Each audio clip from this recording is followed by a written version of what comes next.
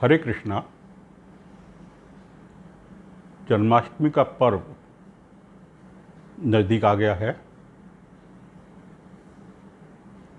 भगवान श्री कृष्ण का जन्म जन्माष्टमी के दिन हुआ था और हम जन्माष्टमी पे भगवान श्री कृष्ण का जन्म दिवस मनाते हैं।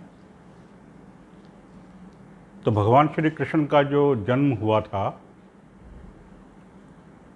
वो भाद्रपद के महीने में, भादों का महीना, कृष्ण पक्ष मतलब भादों के महीने के पहले 15 दिन कृष्ण पक्ष की अष्टमी तिथि अर्थात के कृष्ण पक्ष का बिल्कुल मध्य,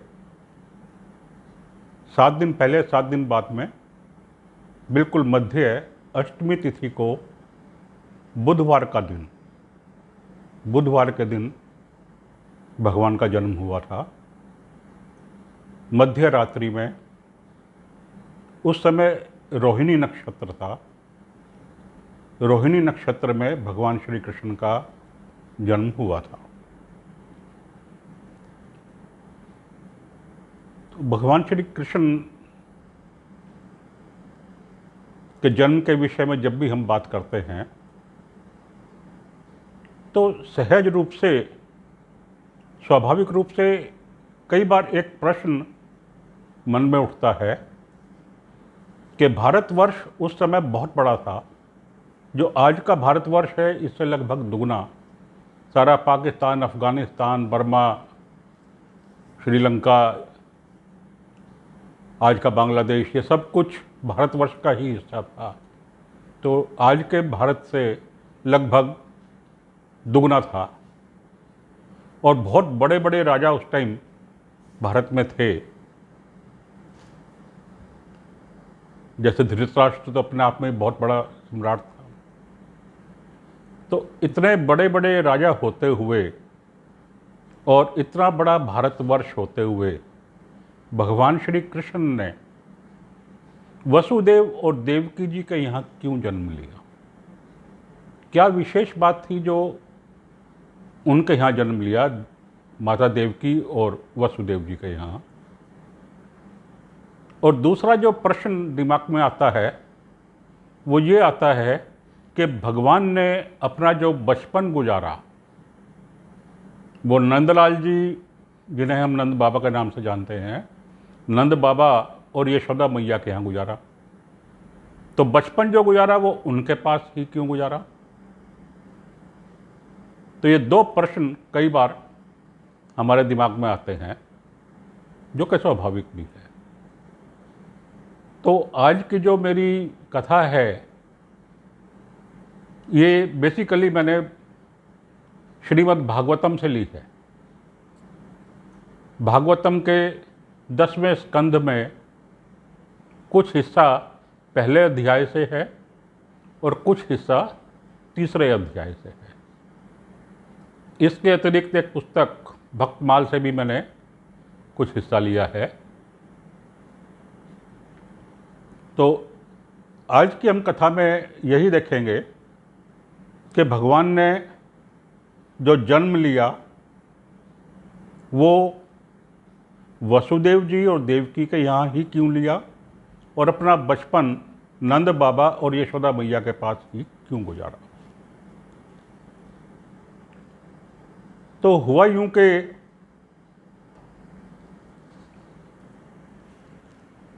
वसुदेव जी का विवाह माता देवकी के साथ हुआ। वसुदेव जी के जो पिता थे सूरसेन, वो मथुरा के राजा थे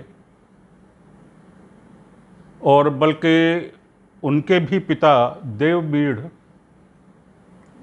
वो भी मथुरा के राजा थे। तो देवमीढ़ जी के बाद सूरसेन जी मथुरा के राजा बने।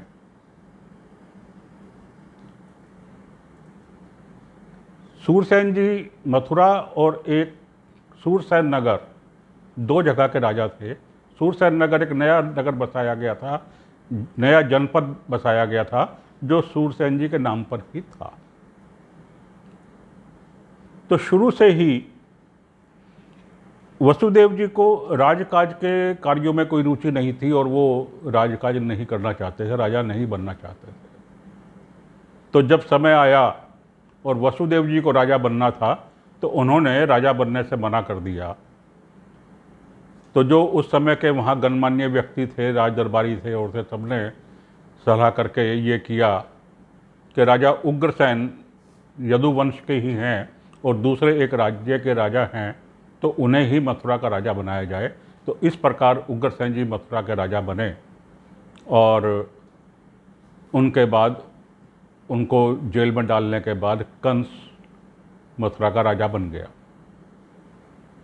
तो ये सारा जिक्र कि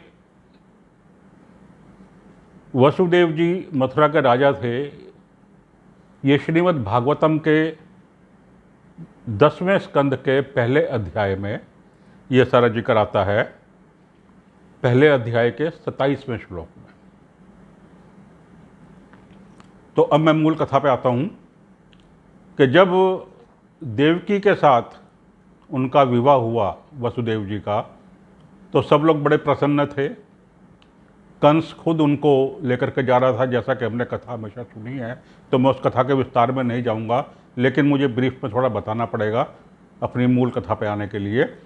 तो कंस जब उनको विदा करके छोड़ने के लिए खुद रथ चला करके जा रहा था, तो आकाशवाणी हुई कि इनका 8वां पुत्र तेरी मृत्यु का कारण बनेगा, और उस पर कंस ने वसुदेव जी को और देवकी जी को दोनों को जेल में डाल दिया। जेल में डालने के बाद जो पहले 6 पुत्र हुए, उन 6 पुत्रों को कंस ने मार दिया। उस सारी कथा की डिटेल में भी मैं अभी नहीं जा रहा हूँ। जब 7वीं बार गर्भवती हुई देवकी जी, तो भगवान ने अपनी माया से उनका गर्भ वसुदेव जी की जो दूसरी पत्नी थी रोहिणी, उनको ट्रांसफ़र कर दिया और वो गर्भ उनके पेट में चला गया। अब वो भी एक अलग कथा है जो किसी अलग समय पे आपको सुनाऊंगा। और वो रोहिणी जी से बलराम जी पैदा हुए, जो असल में देवकी जी के छठा गर्भ थे। यहाँ रेफरेंस के लिए एक बात और बता दूं कि बलराम जी का जन्म सावन महीने की पूर्णिमा के दिन हुआ था, जो अभी आकर के गई है। जिस दिन हम रक्षाबंधन मनाते हैं, राखी का त्यौहार मनाते हैं, उसी दिन बलराम जयंती होती है, उसी दिन बलराम जी का जन्म हुआ था। तो अब जब 8वीं बार माता देवकी गर्भवती हुई, तो अब की बार भगवान को स्वयं आना था, भगवान श्री कृष्ण को। तो जब भगवान श्री कृष्ण का जन्म हुआ, तो जन्म बड़े अनोखे रूप में हुआ। इसका सारा वर्णन श्रीमद् भागवतम के 10वें स्कंद के 3रे अध्याय में विस्तार पूर्वक दिया गया है। भगवान जब पैदा हुए तो उनके उस समय 4 हाथ थे। चारों हाथों में गदा, शंख, चक्र और कमल थे। भगवान ने पीतांबर धारण किया हुआ था। कौस्तुभी मणि उनके गले में थी। कमर पे कमरबंद बंधे हुए थे। सभी जवाहरात उन्होंने पहने हुए थे, जेवर उन्होंने पहने हुए थे। बड़ी बड़ी कमल जैसी आंखें थी, सांवला रंग था और हर प्रकार से परिपूर्ण थे पैदा होते ही। जब वसुदेव जी ने और माता देवकी ने उनको इस रूप में देखा, तो वो समझ गए कि भगवान स्वयं आए हैं। वसुदेव जी ने उनकी स्तुति की और उनके बाद भगवान की स्तुति माता देवकी ने की और स्तुति करने के बाद माता देवकी ने कहा कि मैं जानती हूँ प्रभु कि आप दुष्टों का दमन करने के लिए और हमें कष्टों से मुक्ति दिलाने के लिए पृथ्वी पर आए हैं, लेकिन आप अपने इस रूप को अब छुपा लीजिए और एक साधारण बालक के रूप में आ जाइए। जब माता देवकी ने ये प्रार्थना की तो भगवान श्री कृष्ण ने यहाँ बतलाया कि उन्होंने वसुदेव जी और माता देवकी के यहाँ जन्म क्यों लिया। इसका सारा वर्णन श्रीमद् भागवतम के 10वें स्कंद के 3 अध्याय में 32 से लेकर के 45 तक के श्लोक में भगवान ने ये पूरा वर्णन किया है। भगवान ने बतलाया कि जब सृष्टि की शुरुआत हुई, आरंभ हुई, उस समय वसुदेव जी एक प्रजापति थे और उनका नाम था सुतपा।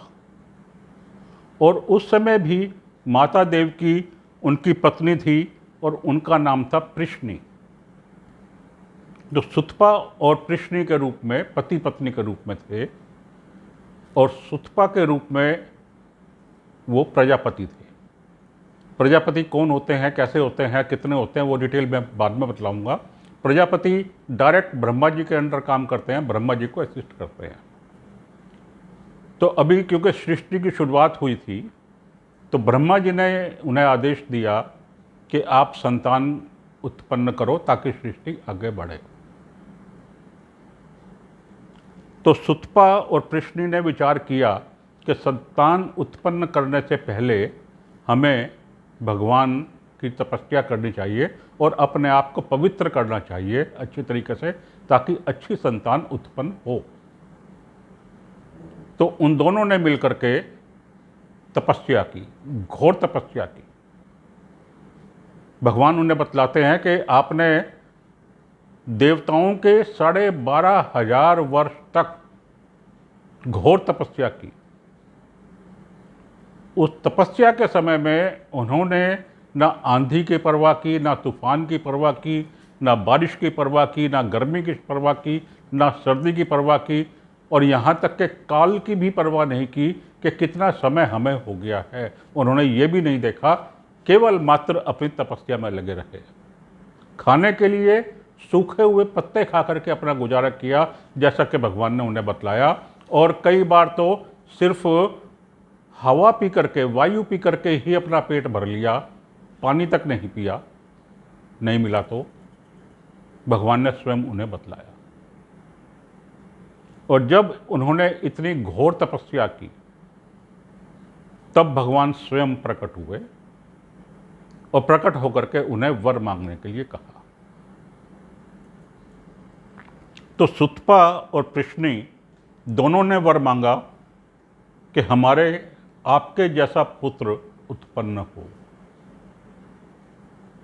भगवान ने तथास्तु कहकर के उन्हें यह वर दे दिया और भगवान चले गए।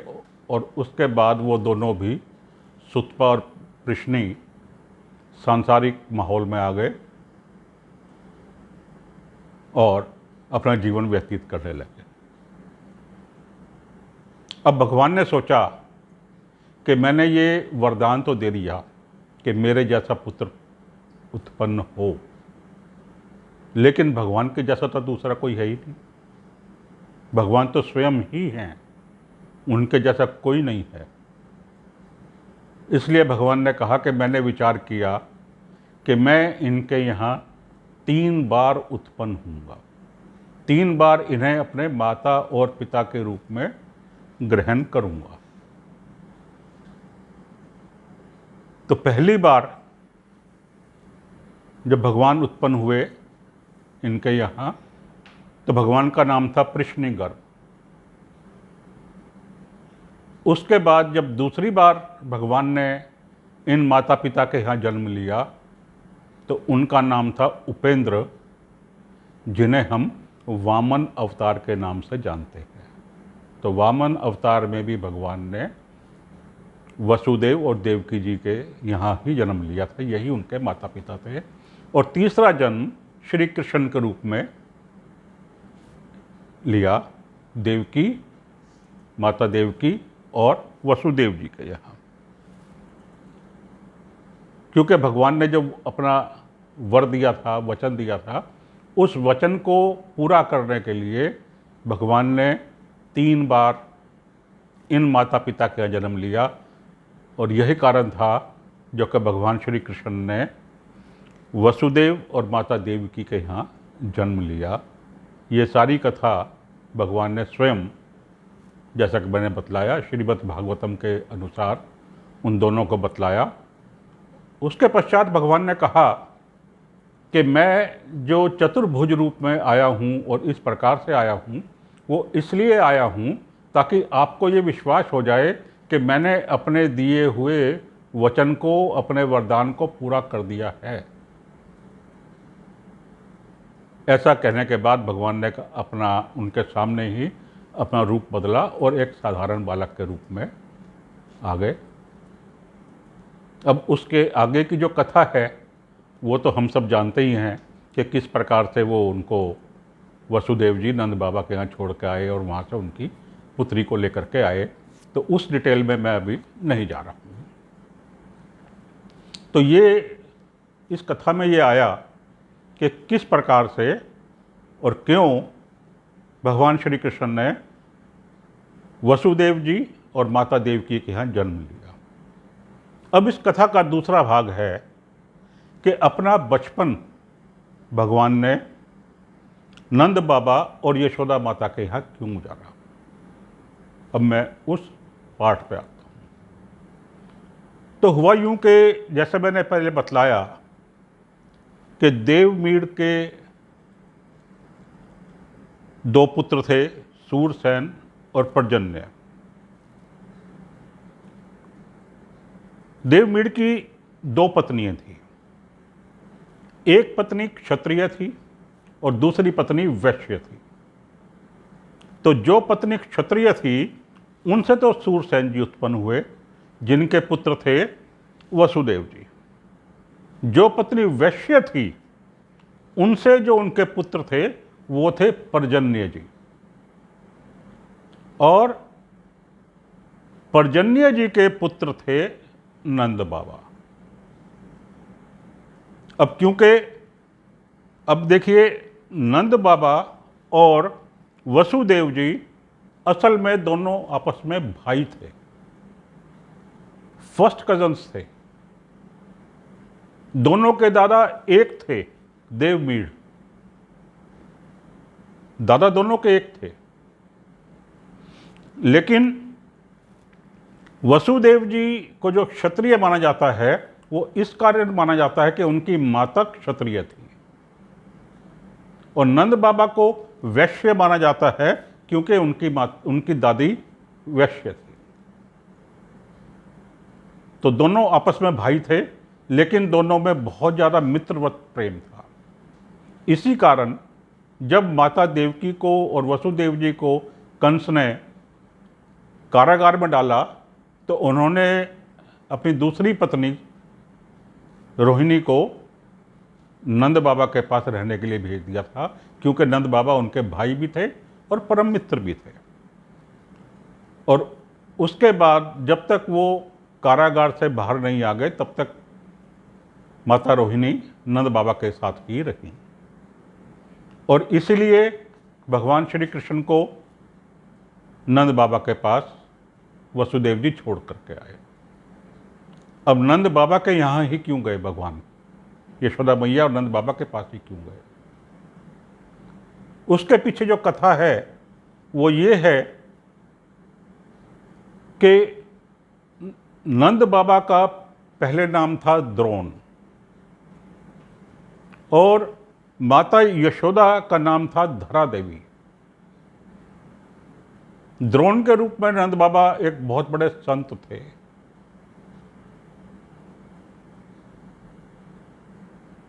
तो द्रोण और धरा देवी ने भगवान की तपस्या की, बहुत लंबे समय तक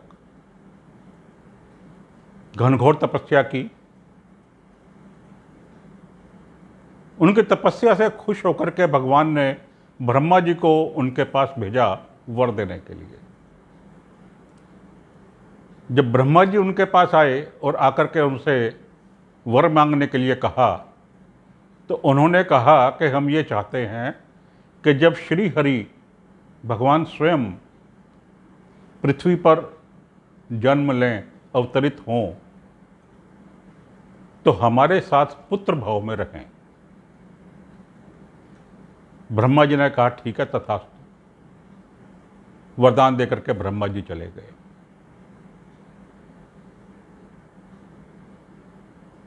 उस वरदान के बाद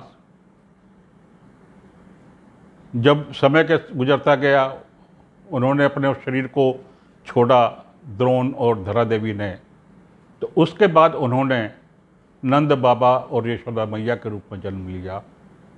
और उस वरदान को पूरा करने के लिए भगवान श्री कृष्ण ने अपना बचपन उनके पास गुजारा। तो इस प्रकार से हम देखते हैं कि भगवान अपने दिए हुए वचनों को सदा ही पूरा करते हैं, और यही कारण है कि उन्होंने अपना जन्म वसुदेव जी और माता देवकी के यहाँ लिया और अपना बचपन नंद बाबा और यशोदा मैया के पास गुजारा। तो आपको आज की ये कथा अच्छी लगी हो तो कृपया लाइक का बटन अवश्य दबाएं, और यदि अभी तक सब्सक्राइब नहीं किया है तो कृपया चैनल को अवश्य सब्सक्राइब करें और औरों के साथ भी शेयर करें, ताकि और लोग भी इन कथाओं का आनंद उठा सकें। हरे कृष्णा।